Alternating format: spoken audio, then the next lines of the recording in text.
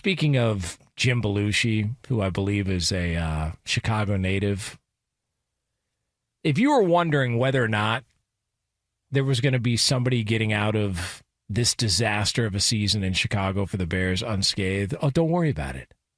There's not. There's not. Because apparently now GM Ryan Poles may or may not be kind of sniffing around at his exit as well, too. So this courtesy of Mark Silverman from ESPN in Chicago, who had this to say about the potential moving on from the Bears GM. One of the main reasons that Ryan Poles took the Bears job was because he liked the direct reporting nature to the team owner. It was very appetizing to him as a general manager to report directly to ownership. There was no buffer. If he had an issue, he can go right to George, right to ownership.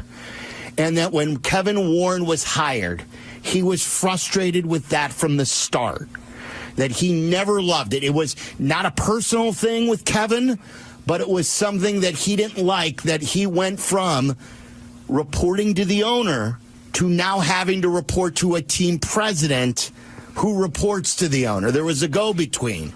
And he was very vocal about that to people he trusted inside the building, that maybe he never would have taken the job to begin with. I wouldn't be shocked, again, if by the end of the year there's a mutual parting of the ways.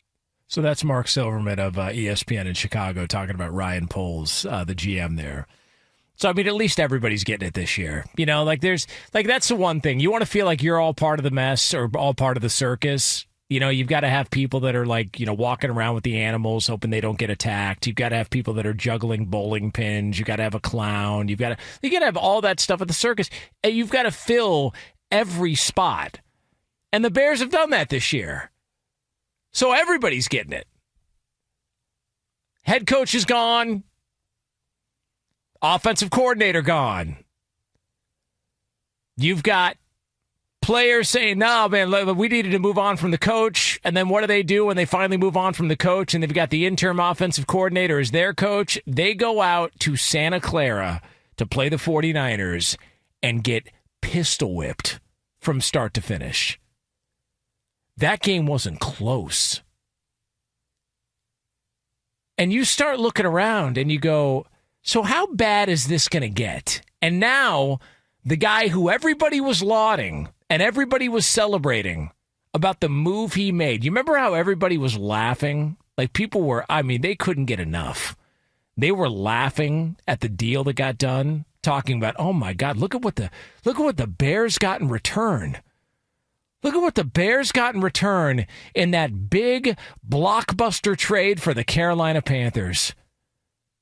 Man, the Bears fleeced the Carolina Panthers. Everybody took shots at the Panthers. Oh, my God, they're a laughingstock. What a joke. What a terrible franchise and a terrible organization. They gave up all those picks. They traded away DJ Moore only to draft Bryce Young, and he's not working out. He's going to be a bust. And then the Bears are going to end up with all this draft capital. They've got first-round pick and second-round picks, and then it's going to work out in their favor, and they're going to draft Caleb Williams 1 overall. Ha, ha, ha. Man, the Carolina Panthers are a diaper fire. And then you look at the standings, and the Bears are one game better. And I got news for you. They're not winning another game this year. They were 4-2 going into the bye week with a huge win against the Jacksonville Jaguars in London. They've lost every game since. They've had catastrophic disasters at the end of games. They've no-shown others, like what they did in San Francisco and Santa Clara with the Niners. And then their remaining schedule is such: at the Vikings on Monday Night Football, home against the Lions, home against the Seahawks, and then at the Packers.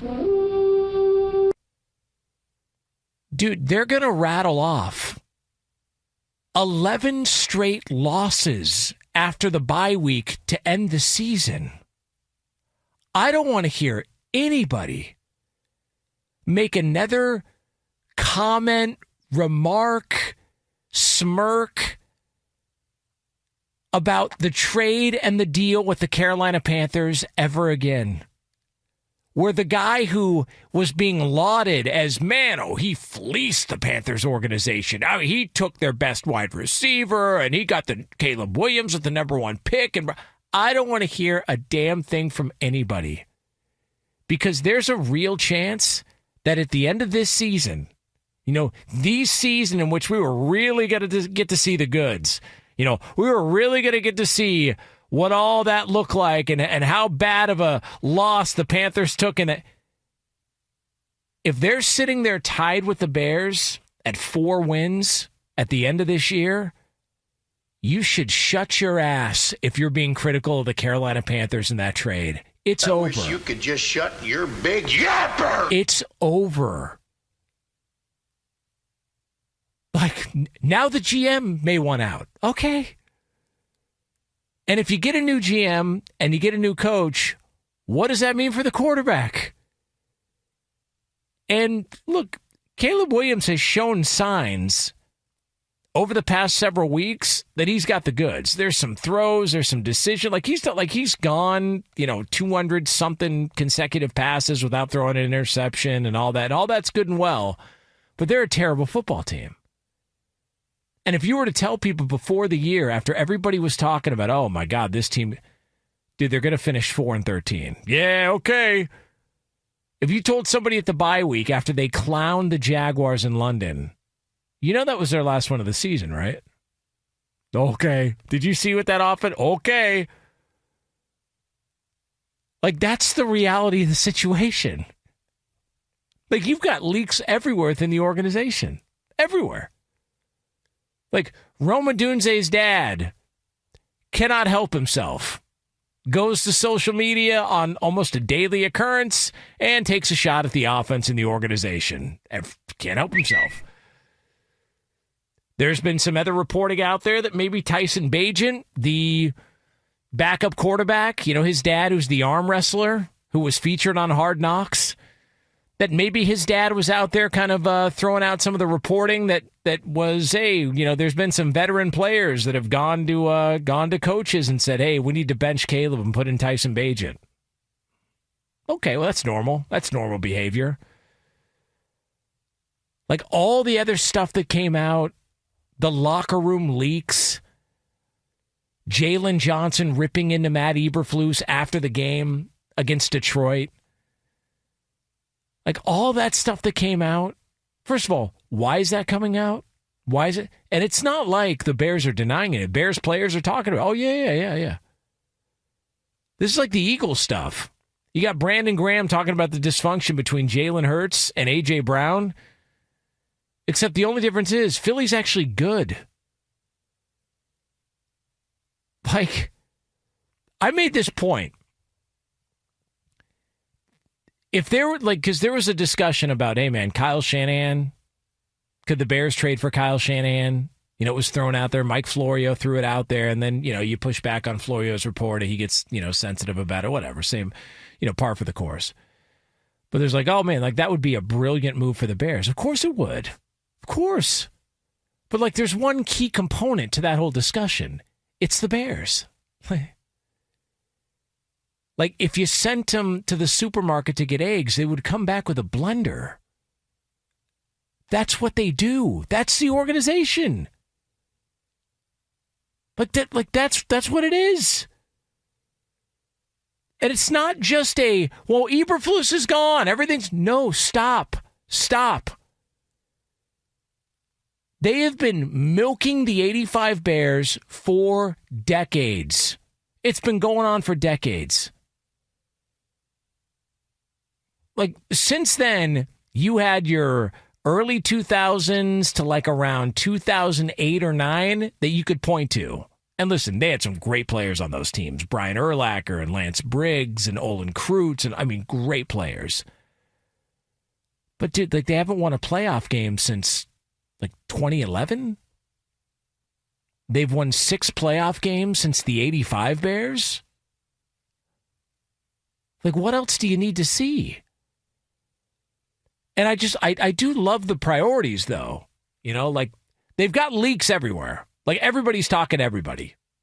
Like, now all of a sudden, Ryan Poles might want out at the end of the season. And then you've got all the other stuff that's happened during the course of the year. My favorite part about all this, though, is the fact that the Bears wanted to make sure when they were featured on Hard Knocks that there was no cursing. All right, we got to have our priorities straight here. No cursing on Hard Knocks. What about the fact that everybody's talking to everybody and leaks are coming out and you've got, teammates' dads that are complaining? Yeah, I mean, who cares about all that? We just don't want to curse. Okay. Like, speaking of movie ratings, no problem. Hey, Bears, you're PG for the HBO cameras. But when it comes to the actual season, like, it's NC anybody. Not suitable for anybody at any age to have to watch this garbage that they've rolled out. And they pointed fingers, and it's this. And listen, man, it takes a lot for you to make the Cubs organization look like they got it together in Chicago. And somehow, the Chicago Bears have done it. So bravo, congratulations. Now everybody is getting it there. Everybody's got some sort of stink on them. Now it's Ryan Poles who may want out at the end of the season because he didn't know that the structure was going to go like this. The head coach is gone. The offensive coordinator's gone. You had a defensive coordinator last year who had the FBI raid his house. That's normal. Whatever. No big deal. No big deal whatsoever. Congratulations. We have now crossed everybody off the list as we stare down the barrel of 11 straight losses and a 4-13 season after you sat there and poked fun at another organization that you did a deal with. It's hilarious.